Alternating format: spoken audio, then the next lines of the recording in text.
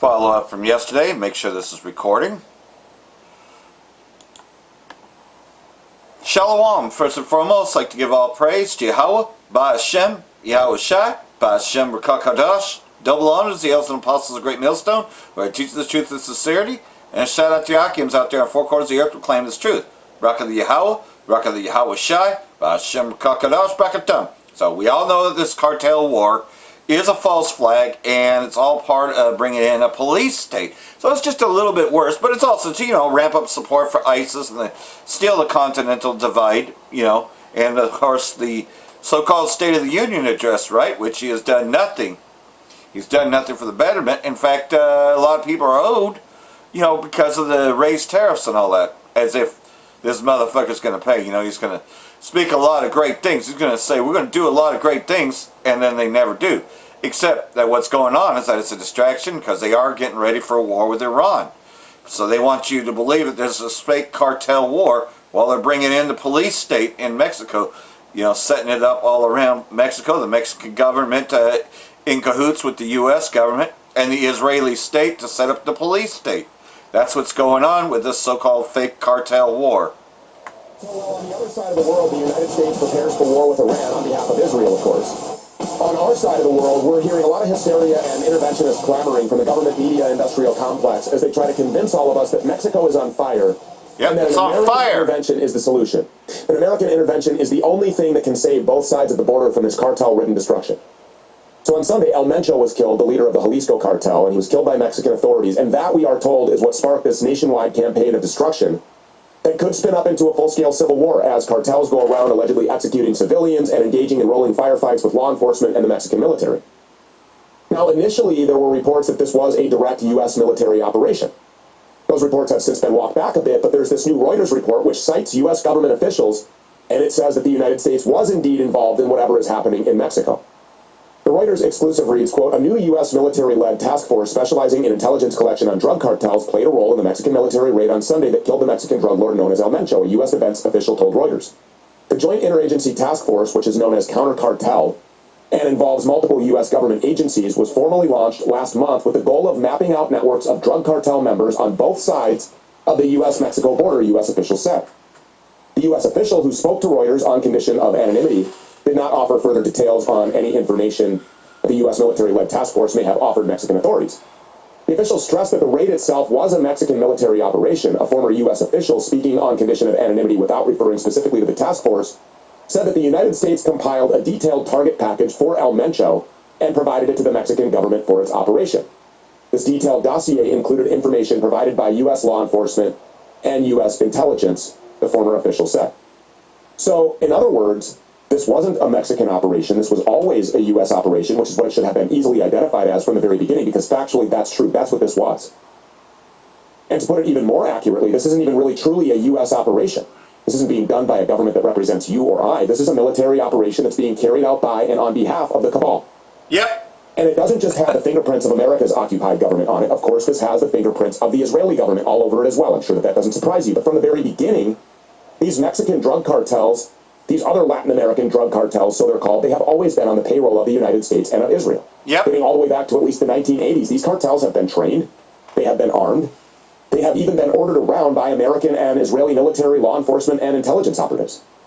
Under Ronald Reagan, the United States government was running cocaine with these guys. Yep. These same guys right into the United States, selling it to inner city blacks to create the crack epidemic. Correct. They did the same thing under George Bush. They did the same thing under Bill Clinton. And then they used the violence that was created by the crack epidemic as a pretext to push gun control and disarm the American people. Don't you see?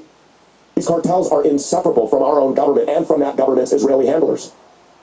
And they're pretty inseparable from Mexico's Jewish president as well. Let's not forget that Claudia Sheinbaum took office only after these very same drug cartels killed off every single one of her political opponents. All of them. So why the hell would she want to wipe them off the map now? Well, the short answer is she doesn't. This is all part of a much larger, more organized campaign that will lead intentionally to the further destabilization of America's southern border, more government-backed violence, and a laundry list of excuses for ushering in the AI surveillance state, the likes of which most people at this point I don't even think could imagine. And again, the United States government used these same drug cartels and manufactured drug violence to ban guns just a few decades ago. And now they're putting pen to paper for a new chapter in the book where they use manufactured cartel violence, not just to take your guns, but to take your life as you know it. to usher in an AI surveillance state the likes of which nobody could possibly fathom. The government, and the cartels are playing for the same team. They always have, and the corporate media is on that team as well. We had Jake GTV on the show last night. Speaking of the media, he was coming to us live from Puerto, Valera, Mexico, in first person right there, the so-called belly of the beast, where, according to the U.S. government and the corporate media, everything is on fire. Yeah, it's on fire. Same excuses for Portland and other places he was taking over last year, Everyone was right? just going about their day. And at the same time, his phone was blowing up with messages from people back home here in the States warning him that he needed to get the hell out of Mexico, get out of there right now, because the corporate media said that these cartels are on their way to behead everybody. In case you missed it, here's what Jake GTV said last night. I'm absolutely safe. Everything that they've been saying is going on. You know, we've been told that yesterday they said by 5 o'clock, if you don't, that the cartels are going to come in and they're going to start beheading people in their hotels. They're telling us all of this, basically trying to make us feel like the cartels are coming after us. How are these messages being sent to you, by the way? Are you getting text messages from people saying that these beheadings were going to commence? Text messages from people who are watching headlines from American news systems. So, you know, the cartel isn't the one going out and speaking and saying, hey, we're going to go behead everybody. And then as soon as they didn't come at 5 o'clock, then the next narrative is, oh, they're going to come at nighttime to come and get you guys. And so when we're here in Mexico, right now, everybody, like, you can look on the streets, everybody's just out driving. It's a normal day. That just doesn't seem dangerous to me. It doesn't seem like Jake is concerned at all. And remember, he's there. He's in Puerto. He was there for Anarchapulco. It's the same reason that I was in Mexico. I was there because Jeff Berwick, the founder of Anarchapulco, the dollar vigilante, the guy who talks a lot about plasma technology and the Tesla machine, he's been in the green room here. Actually, we've been having some technical difficulties. The power went out at his ranch.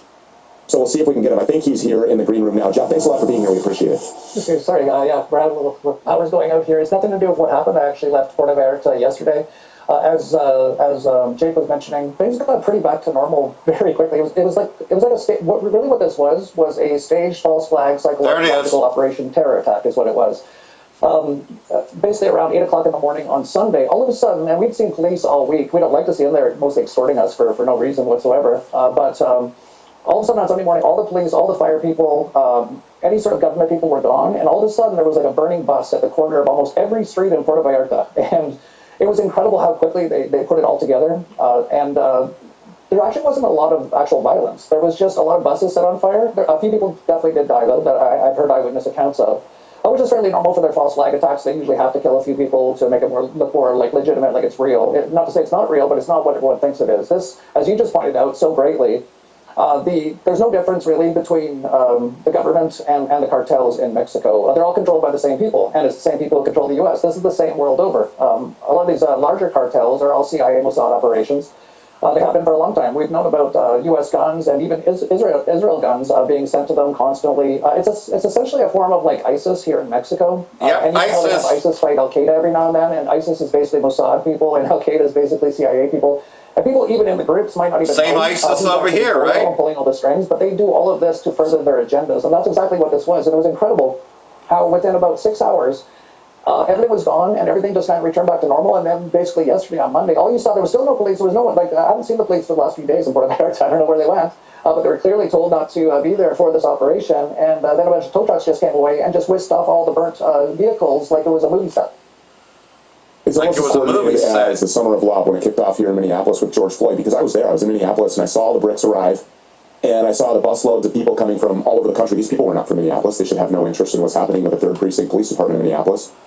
But there they were, and then Maxine Waters flew in, and of course, the hysteria started. The stand-down order, just like we saw a stand-down order on October 7th in 2023, when, you know, we were told that low-IQ goat herders on hang gliders defeated the most fortified borders on planet Earth, defeated the Iron Dome, and went in for hours just like raping and pillaging, and then left on the lam with all of these hostages. From a 30,000-foot view, you know, obviously it's my view, it's no secret that it's my view, that all of these Western governments are satellites. They're proxies for the one world government, which is headquartered on Rothschild Boulevard in Tel Aviv.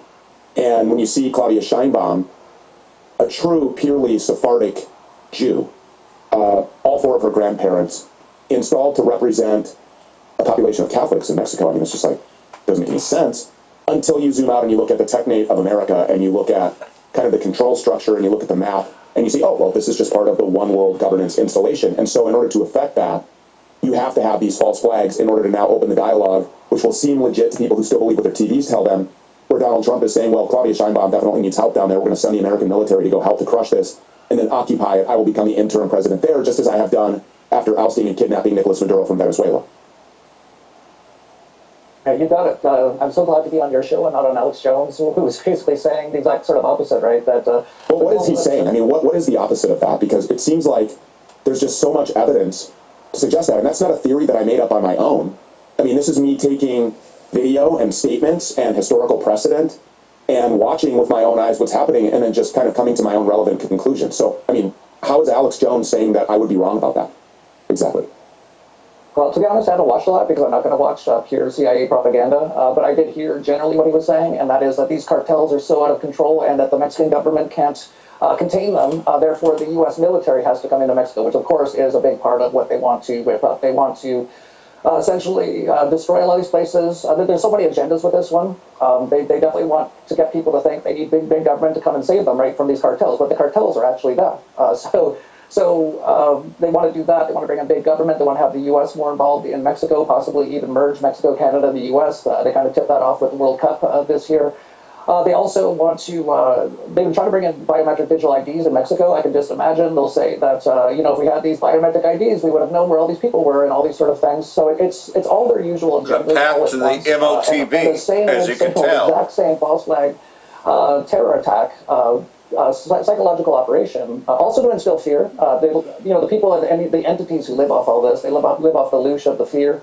But it's none of it's how it looks. That's for sure. And it's sad because you see a lot of Americans on their televisions and watching their CIA propagandas, cheering on that the military should come here. I have to say that aside from when the CIA and Mossad people attack every now and then, it's completely and totally awesome. And it's even awesome right now. It was awesome 6 hours after they did this attack. But that's not what they want people to believe. How are the locals responding? I know that you're back on the ranch now, but before you left Puerto Vallarta, what are they saying? Do they know what this is, or do they believe their TVs as well? Honestly, I didn't talk to a lot of locals on our way out, so I don't know. I heard from other people that a lot of locals were just they just took a few hours off on Sunday. They all went inside. They waited for it to pass. They're not too panicked or in fear, which is great. Of course, a lot of the Narcopoco people were still there. I think that was kind of like on purpose and also possibly caused by us. Christoph Melchizedek's got a theory that our energy is so different than their dying tyrannical energy that when they come close to each other, major events happen, like a Cat 5 hurricane, a double Cat 3 hurricane, like almost every Anarchapoco is having a massive event. And here was another one, right after a number of people left, but actually all the alternative media people were still there. So you had Dan Dix of Press for Truth out immediately on the streets. Max Egan was the first one out. There was like gunshots going over his head practically, and he was just laughing, filming it, saying it's an operation. Now, of course, he could have been killed, but Max, that's how fearless Max is, and he knows also that the entire intent of these things is to get people into fear. And so he just went out and filmed it all. Patrick Henderson just came back from Iran, just like last week, where he was filming burnt-out buses and stuff done by Mossad in Iran. And he comes to Puerto Vallarta. So there you have it. ISIS, Israeli Secret Intelligence Services, better known as Mossad, right? And they do these false flag events so that way they can bring in what they want, which is a police state, as well as just of course, more propaganda to get people distracted. And, of course, to get everybody fixated on Donald Trump and his State of the Union address, right? Trump talks economy, immigration, taxes, and the AI in the State of the Union. Oh, was we not talking about AI and the surveillance state, the police state? Trump declared the golden age of Babylon and stated the State of the Union is strong, tying themes to the nation's upcoming 250th anniversary. So like everything else, I will play some of it. More Americans are working today than at any time. You are such a liar. AI is working. Think about that. Any time in the history of our country, more working today, and 100% of all jobs created under my administration have been in the private sector. Oh boy. Let's hear that again. More Americans are working today than at any time in the history of our country. Think about that. Any time in the history of our country, more working today, and 100% of all jobs created under my administration have been in the private sector. Okay, so there should be no reason why there's homeless people, right? You're saying that they don't want to work, right?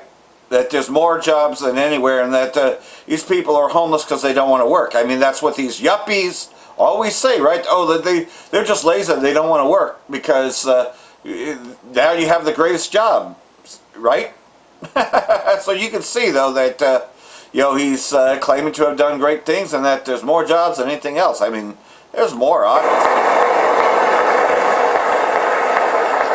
And last year, the murder rate saw its single largest decline in Yep. recorded history. This Oh, is the that's biggest even more decline. funny. Think of it, in recorded history, the lowest number in over 125 years. Year 1900. So, crime rate lower than any other time in history, right? Yeah, nobody gets killed in Babylon anymore because it's so great. It's funny.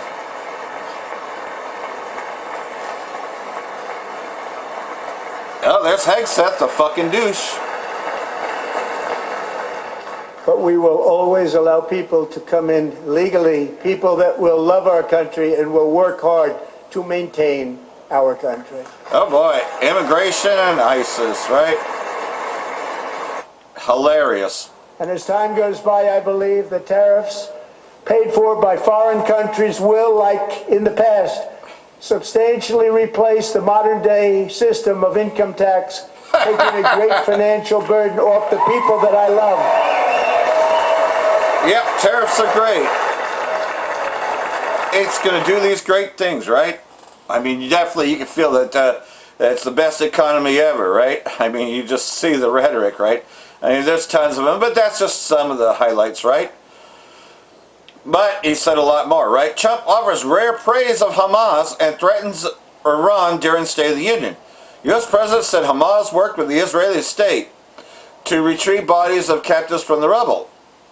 U.S. President Trump offered rare praise to Hamas during the State of the Union address, saying that the Palestinian movement worked along with Israel. Well, because Israeli state is who created Hamas to begin with. Of course they work well with the Israeli state. That whole thing's a false flag too. And of course, the war in Gaza, which proceeds at a very low level, is just about there. You know, he's claiming that there's no ceasefires or no violation of ceasefires. That everything's working great. But then he goes on to threaten Iran. Right? The president spoke briefly on Iran amid backdrop of buildup of U.S. vessels and weaponry in the region. As president, I will make peace wherever I can. By peace, he shall destroy many. Right? But I will never hesitate to confront threats to Babylon with wherever we must. That's why in breakthrough operation last June, the U.S. military obliterated Iran's nuclear weapons. I mean, he's still claiming that he did. The U.S. strikes at 3 Iranian nuclear sites caused significant... but like everything else, though. But you got to go back to war. You got to go back to war. They ain't done with Iran yet. Got to go back to war. The swamp strikes back. Here's what the U.S. Supreme Court's tariff moves lays bare. Right? Because like everything else, though, they also said that it was illegal. Even though he praised the tariffs, as you can tell from last night's speech, right? The constant change of scenery in President Trump's Babylon has trained observers not to overreact to each new sensation from across the Atlantic. Yesterday's battles fade quickly, replaced by fresh headlines against the backdrop that is tempting to dismiss Trump's latest clash with the U.S. Supreme Court. In reality, the opposite may be true. What we are witnessing is not a technical legal dispute, but the exposure of a deeper failure. Oh yeah, at least they're saying that Trump is failing. In Trump's administration's inability to hack the system, paradoxically, the decision to strike down the president's so-called emergency tariffs could, after the entire balance of Trump's remaining term, effectively turn the White House into a lame duck presidency. So there you go. So he's definitely tanking it. He's tanking the economy, because like everything else, though, but he's doing great things, right? And Putin is warning that look, you want to keep on sending weapons into Ukraine and all that. You are playing with fire. Is warning about nuclear provocation with the UK, France, and Ukraine. And that is, by bringing them long-range bombers, which has already hit Russia a few times. And he's warning that, look, we could use nuclear weapons. This thing can go nuclear very soon. And that is biblical, because that will take place, as this goes into. Coming from Vladimir Putin himself, this is what was spoken in his State of the Union address, if you will. Dear comrades, dear Alexander Vasilyevich, Yesterday, we celebrated Defender of the Fatherland Day. Congratulated veterans and our fighters who are now fighting for the motherland. In this unified, cohesive combat formation, there is also the personnel, the employees of the Federal Security Service. The FSB makes a most important, significant contribution to ensuring the sovereignty of Russia and to the protection of the security of our citizens. In the past year, 2025, in all key areas of work, you and your colleagues worthily resolved the assigned tasks. In neutralizing internal and external threats, you acted professionally and promptly. I want to thank the employees of the central apparatus and the territorial bodies of the FSB for their service to Russia, their high level of dedication, and for their personal courage. I will especially note those who are directly participating in the special military operation. These are the border guards, special forces fighters, military counterintelligence officers, all the colleagues, operatives, who are solving most important tasks for ensuring the security of Russia along the lines of our historical and border regions, in Donbass and Novorossiya. For demonstrated bravery, state awards were received last year by more than 2,000 FSB servicemen. Fast forward a little bit. 4 were on of energy and transport infrastructure, places of mass stay of citizens, maximally covering critically important objects, and, if necessary, equipping them with additional means of protection. Such work must be carried out under the coordinating role of the National Anti-Terrorism Committee. This year it turns 20 years old, by the way. During this time, the NAC has made a key contribution to the creation and development of a modern system for countering terrorism in our country. Such energetic offensive work is especially in demand today. Together with other security agencies, the FSB needs to increase the level of protection of officials of the Ministry of Defense, the military-industrial complex, representatives of state and municipal authorities, workers in education, So, and the like social everything sphere, else, though, held in you're strict beefing accordance everything with the up law, reflect the genuine protect Russia. sovereign will of the people of Russia, and that any external interference in the election campaign is excluded. To neutralize such threats is a task for your agency, the FSB, among others. Among other priorities, I will note the insurance of economic security. In conditions of harsh sanctions pressure, it is important to continue work on protecting the rights of Russian business and to actively counteract crimes in the financial and banking spheres. The effectiveness of conducting import-export operations, the overall competitiveness of our national jurisdiction, and the improvement of conditions for investment in Russia depend on this in many ways. Information and digital space. They're both talking about In it. this regard, it is necessary to develop There it and is. improve the state system for the detection, prevention, and elimination of the consequences of computer attacks on the information resources of the Russian Federation. In strict accordance with the norms of the law, it is important to continue ensuring the security of the country's information and digital space, together with the Ministry of Internal Affairs, the Ministry of Digital Development, and other specialized agencies, to implement new means of counteracting cybercrimes, taking into account the rapid dynamics of the development of information technologies. It's Dear going to be participants worldwide. of the board, in my opening remarks, I named only a part of the main directions of the activities of the security agencies. I am confident that you will continue to resolve all assigned tasks at a high level, and, in cooperation with colleagues from other law enforcement agencies and special services, will ensure the reliable protection of the country from internal and external threats. I am counting on you very much and wish you new significant results in your work. Thank you very much.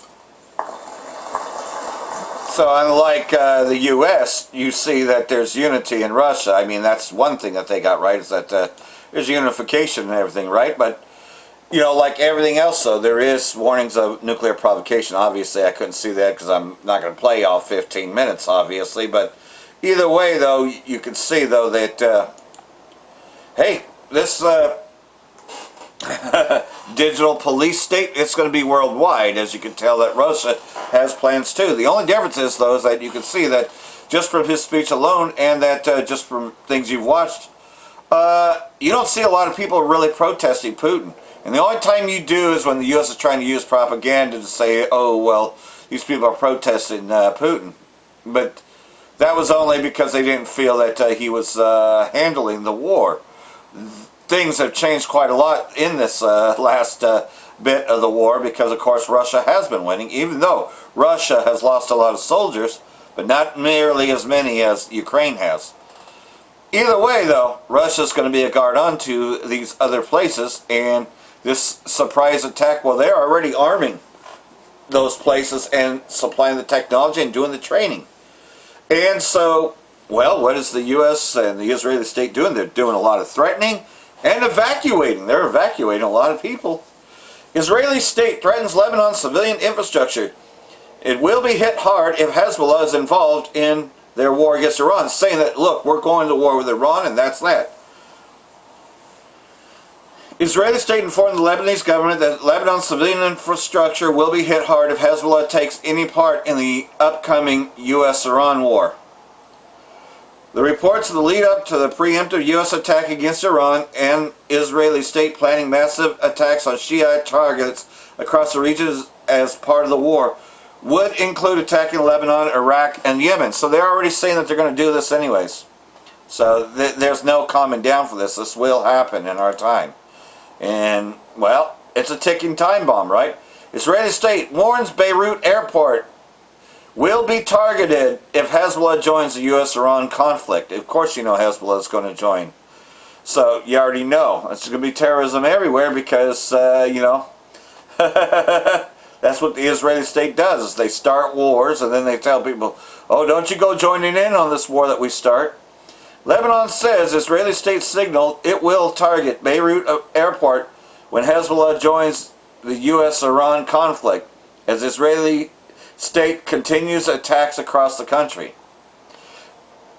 Speaking of Geneva on Tuesday, Iraqi and Lebanese officials said, given indications that Israeli state could widen its strikes to include key civilian sites of the capital, including the airport in the event of further escalation. Lebanon received threats that the Israelis will strike civilian infrastructure and maybe the Beirut airport.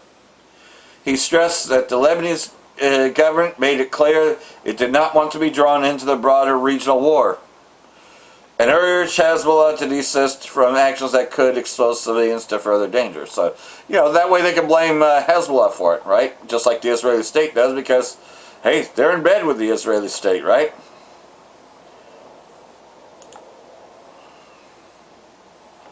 U.S. deploys F-22 fighter jets to southern Israel as massive military buildup continues.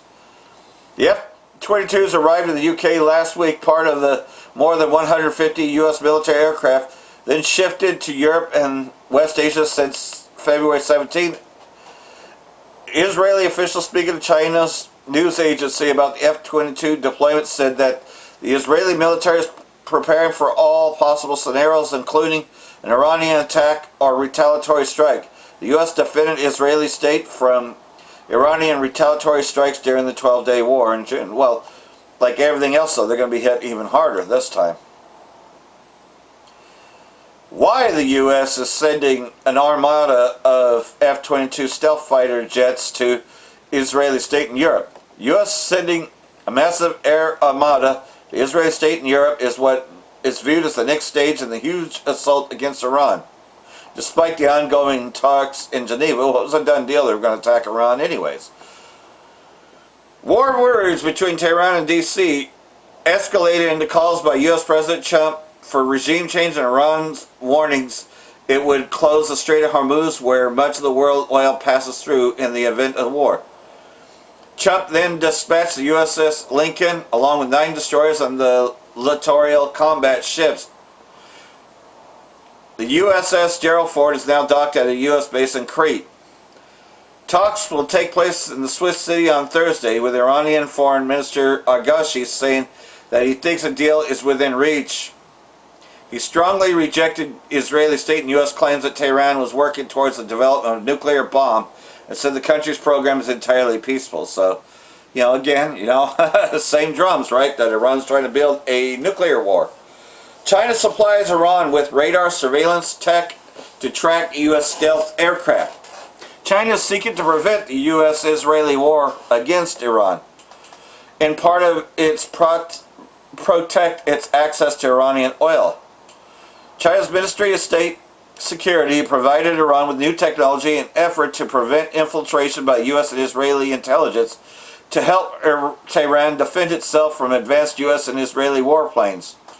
The report states that Beijing is urging its ally Tehran to abandon U.S. and Israeli-made software and replace it with closed encrypted Chinese systems that are difficult to penetrate. So, like everything else, though, this report comes as the U.S. has amassed a significant amount of its naval and air power in the West Asia region, threatening major attack against Iran. So they're defending them, getting ready to build their defenses. And like everything else, though, it's a gambit, and at least the flock shall draw them out, right? I mean, if you can't, see that this is what's exactly happening. Trump's military buildup against Iran on King Baby's behalf is a gambit doomed to fail. Yeah. Now you're going to see the big failures of Donald Trump when he causes a lot of people to die in this strike. While uncertainty clouds the possibility of America launching full-scale war on the Islamic Republic of Iran, pro-war narratives emanating from the apartheid regime of Israeli states desperately seek to justify it. The war cries raised by Israeli genocides are hardly surprising. After all, it is well known that the regime premier and criminal and thief King Bibi has since the 1990s been pressuring the U.S. to carry out direct military strikes against Tehran. Despite theoretics of deployment, the expected escalation signals mass embassy evacuations and sweeping no-time expansions remain limited. Even with the military establishment caution steps through cracks, as noted in February 2026 analysis circulated by Larry Johnson and Douglas McGregor, in the absence of full-spectrum preparatory measures suggests hesitation, not inevitability. So, like everything else, we'll play a little bit of this. Why didn't they capitulate? When you believe all your rivals are the same, you assume that if one surrenders, the others will follow. That may be how Donald Trump sees it, but many online say that logic does not apply, especially when we're talking about Iran. Sanctions, military pressure, maximum pressure campaigns, and yet no surrender. According to U.S. Special Envoy Steve Witkoff, this reality has left Trump frustrated, or at the very least curious, asking why Iran and the Iranian people have not capitulated after years of economic and military pressure from the United States and the West. That question didn't just stay inside policy circles, it exploded online. In his remarks, Witkoff described Trump as being genuinely puzzled that Iran has not surrendered despite sanctions, isolation, and escalating pressure. Let's take a listen. The president asked me that this morning, and I don't want to use the word frustrated. It's almost because he understands he's got plenty of alternatives. But it's curious. He's curious as to why they haven't, I don't want to use the word capitulated, but why they haven't capitulated. Why under this sort of pressure with the amount of sea power, naval power that we have over there, why they haven't come to us and said, we profess that we don't want a weapon, so here's what we're prepared to do, and yet it's hard to sort of get them to that point. The clip quickly circulated across platforms. For many users, the very idea that Iran should simply surrender revealed what they see as a deep misunderstanding of the country and its people. Some users responded by turning the question back to Washington. Jeffrey Kramer wrote on the X platform, he doesn't understand why they haven't capitulated. Would he? Would we? Why does he feel Iranians should feel any differently about such a threat to their sovereignty? Others framed the issue through the lens of history and deterrence. Syrian Girl also shared her thoughts under this core idea that's always be ready. As history shows, if you surrender your WMDs to the US, as Libya, Iraq, and Syria did, they will destroy you faster. Always hold on to your guns. Some users described it as a matter of pride and dignity. Jawad explained the simple equation why Iran is not surrendering like this. This is the first time that American politicians are understanding what is meant when it is said, "You have given me the choice between two options, the sword or humiliation, and never to humiliation." Eve Ramirez saw that Trump has bad advisors who don't know Iran well by asking the following: why Iran hasn't capitulated? They would rather be martyrs to the world to show Trump's murderous warmongering. The U.S. has no experienced advisors advising Trump, just pedos. And the debate also reached policy experts, academic and executive vice president at the Quincy Institute. Sridhar Parsi shared his view by saying the following: Israel and pro-Israeli voices have sold Trump a narrative that claims that Iran is far weaker than it actually is. He needs to quickly discard the false Israeli narrative and adopt a much more realistic approach. In the end, one question sparked millions of reactions. Why haven't they capitulated? For many online, the answer was simple and immediate: because nations do not see themselves as chess pieces, because the identity isn't negotiated through sanctions, because pressure does not always produce submission. In today's world, even frustration becomes a headline. And when surrender becomes a trending word, resistance becomes a trending response. That's all for today. Thank you for tuning in. Back to you, Marzi. So, like everything else, and, staying vigilant, right? Because they are not going to lay down, right? That's why we got to stay vigilant, right? Because, hey, all this is saying that this could spark off at any time. It could happen this year. They could usher in the MOTB, as you can see, that these recent false flags is all a reason to bring in the police state, and people believe that there's this terrible war that the cartels are going and shooting and killing people, even though the event only took place, a few people got shot or whatever, but it's more of a staged event, as both Dollar Vigilante and even Stu Peters reported. So things are just not what they seem. They're just made to look like. Got to blow everything up, make it look like, what it isn't. Iran's layered arsenal primed to deter and decimate U.S. warship in Persian Gulf. Because like everything else, they're talking about how they're going to do all this shit. And he said, leader of Iran has already said that, look, it's not as good as the weapons that can sink them.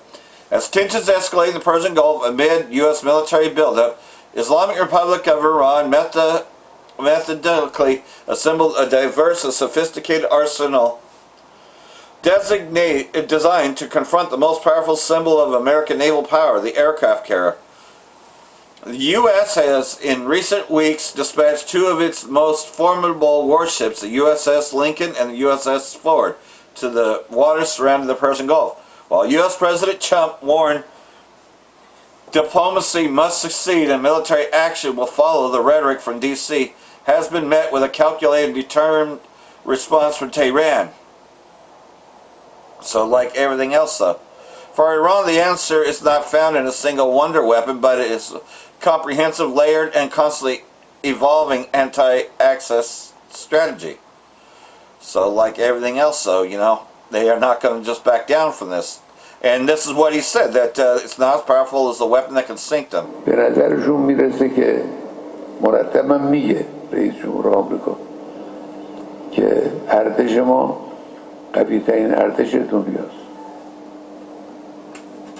قوی ترین ارتش دنیا ممکنه اونچنان گاهی سیلی بخوره که از جا نتوانه بلند شه.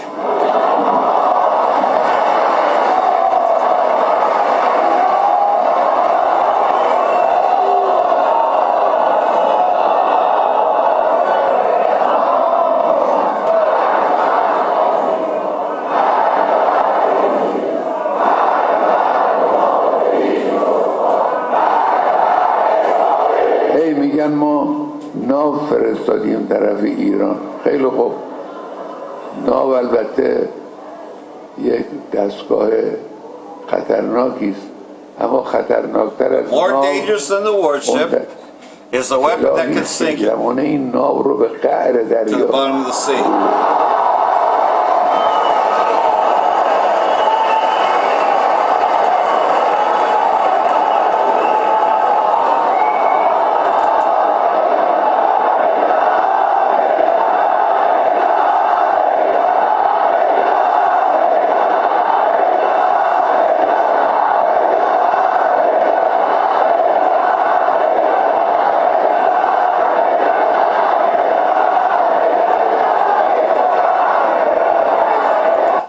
So, like everything else, we're getting closer to the war, and like everything else, we got one more here, because it was expected that he was going to officially declare war at the State of the Union address, as that video goes into.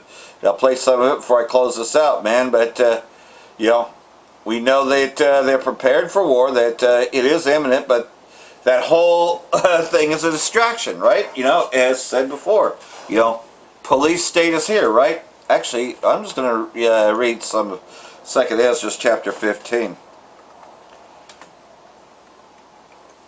Because we're seeing the beginning of a police state being built, and that, it's going to be to the point that you will not be able to enter certain cities, right?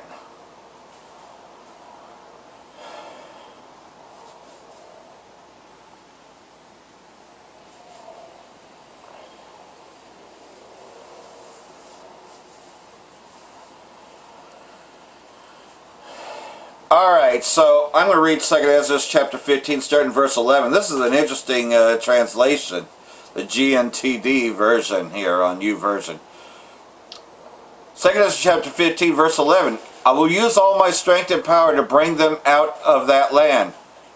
Which is what? The Babylon, right? I will bring disasters upon the Egyptians, as I did earlier, and destroy their country.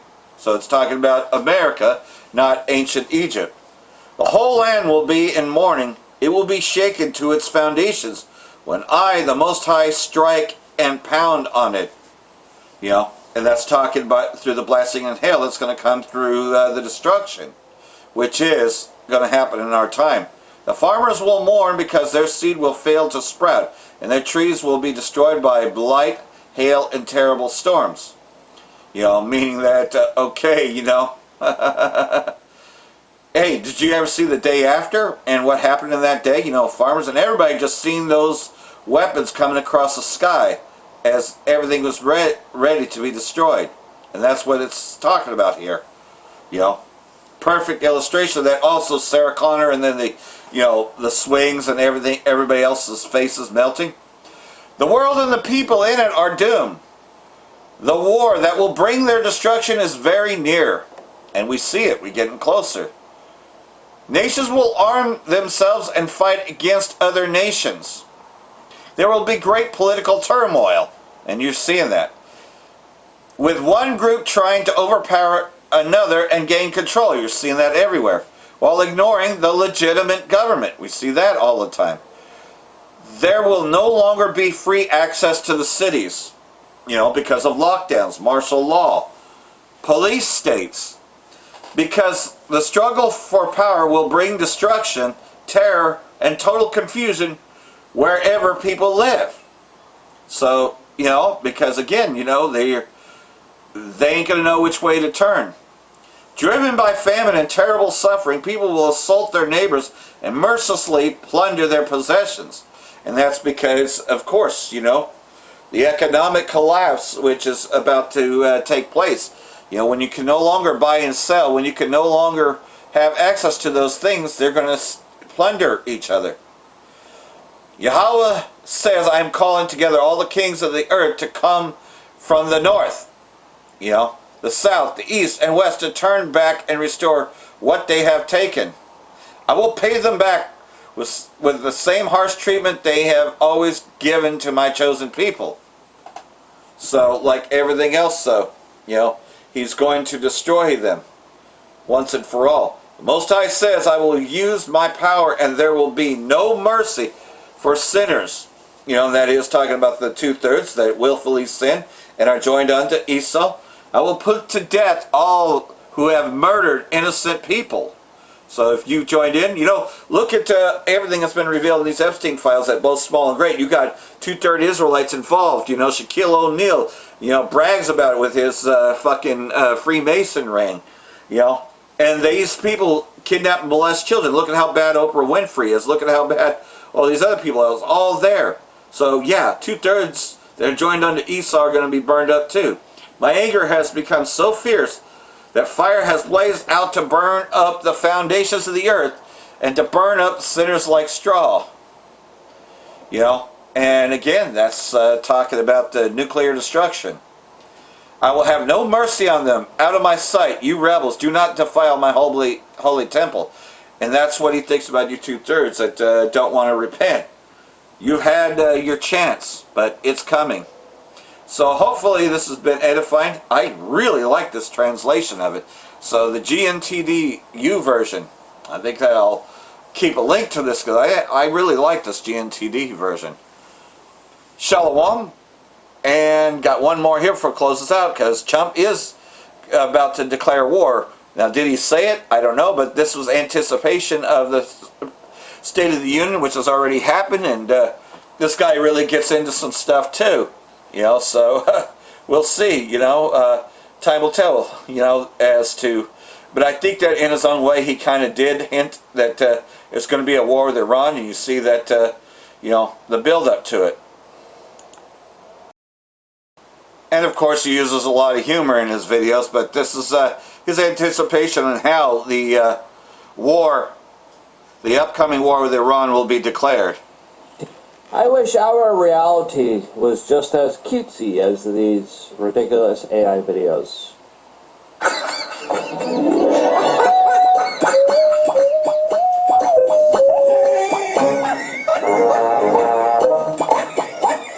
As the situation is a little perplexing, especially when it comes to the situation with Iran right now, as a lot of major powerful people are saying, the decision has been made and war will begin tonight, declared by the President of the United States during his State of the Union address. Is that exactly what's going on here? Some people are reporting that that is true here, as we have major news reports coming from the Middle East. We had a very interesting announcement from U.S. Senator Chuck Schumer, as it looks like the White House is going to be making their case for a war in the Middle East. The corporate media is behind this. It looks like the talking points are out. It looks like the CIA is with this. The preparations are being made here, as the only person standing in the way of this is Tucker Carlson, who was just recently seen inside of the White House, as a lot of people are saying that he's one of the few people that are trying to get Donald Trump not to do this. As of course we're going to go into this specific conversation, as Tucker Carlson actually interviewed the president of Iran here. And what are some of the arguments against this? We're going to get into that as well. Plus a lot more here with some alleged fake news, a lot of warmongering right now, as truly it looks like the situation will be devolving very soon, and we can only pray. If you appreciate but it will happen and in our time with the messaging for a new American century, and it's developing right now more than ever. As a senior U.S. official, anonymous official, again, doesn't mean it's true. There's a lot of this anonymous type of reporting all the time. Doesn't mean you got to believe it. Saying, quote, "I wouldn't be surprised if Trump declared war on Iran this evening." And that definitely seems to be what is kind of in preparation right now from a lot of these anonymous sources. Israeli media citing a senior U.S. official. Trump may declare war on Iran this evening during his State of the Union address to Congress. Douglas McGregor, who who again has a mixed record. Sometimes he's on it, sometimes he's not. He's gotten some things wrong with his analysis here, it says. And again, sometimes he's been correct, especially specifically pinpointing the larger kind of trajectory of where all of us are on. But he says the decision has been made. The President, the Secretary of War, and the senior military advisors become convinced that their air and missile campaign will compel the opponent to submit to Washington's demands. Get ready. And then he tells people to follow Michael Carbarone during this post here, who looks like he's running against Debbie Wasserman Schultz. She's just a awful person. Myron Gaines responded to this by saying, World War III incoming. Now, hopefully it doesn't lead to that. I mean, we're playing with that. Like, it's going to happen in our time. People are kind of sensationalistic and hyperbolic sometimes here, but, like, we got to understand there is a reality, right? Granted, a small one, but that's what we're kind of playing with. We're like, playing with, like, fire next to a whole bunch of incendiary devices all around us, and it's like, you know, not always do you bat 100. Not always do you get things right. Not always could these things be pulled off as amazingly and as accurately. But you see what the scriptures say, that the fire will be sent to Babylon. Inflammatory. It's a great way to calm yourself down. All right, Slack, Calm down. I give it to them, and they're like, yeah, that's exactly what he's going to be doing today. Here's Chuck Schumer after his briefing with the federal government. Closed-door briefings are fine, but the administration has to make its case to the American people as something as important as this. Yeah, and they haven't. They have to sell so it. Did he sell it last night? We're gonna bomb him. Doesn't look like it, but bomb the crap out of him. It's like, okay, we get it. You're like saber rattling and posturing, but why? Why is this in favor of the American people? Why is this going to help out the average Joe? How is this going to help out the high cost of electricity, the high cost of insurance, the high cost of living? How is this going to make an impact on us? According to Trump, that's all great. There's more jobs than anything else. Right? Is this going to help the U.S. petrodollar? Like, where's the argument being made here? Like, why is this such an existential threat against us? Is it a threat against us? Because it doesn't seem like it. Because, like, any country that attacks us understands that they're going to be obliterated 10 times over if they do attack us. So, clearly, I don't think they're sociopathic and insane to be, have these ideations of trying to destroy themselves. I don't think so. Right? I haven't been convinced of that. Granted, they are tyrannical top-down government. The scripture is, the least shall draw them out there. Has nothing to do with Babylon. It has to do with the Israeli state. In Europe, arresting people for just simply expressing just as the point was made. There's a lot of governments in Europe right now, in the UK, stopping any type of peaceful protest that talks about a lot of these, like, leftist virtue values that gets challenged. When they get challenged, the police state in Europe locks down. They arrest people, steal their phones, steal their computers, preemptively arrest people for daring to try to self-express themselves through the political process. And that, more than anything else, is what's going to lead to the famine of the word right there. As you can see, the police state, it's already here, but they're going to amp that up like they have in Europe. And then we won't be out there anymore, because at that point, the truth will be taken down. And all prophecy will come to pass. Hopefully this is the year.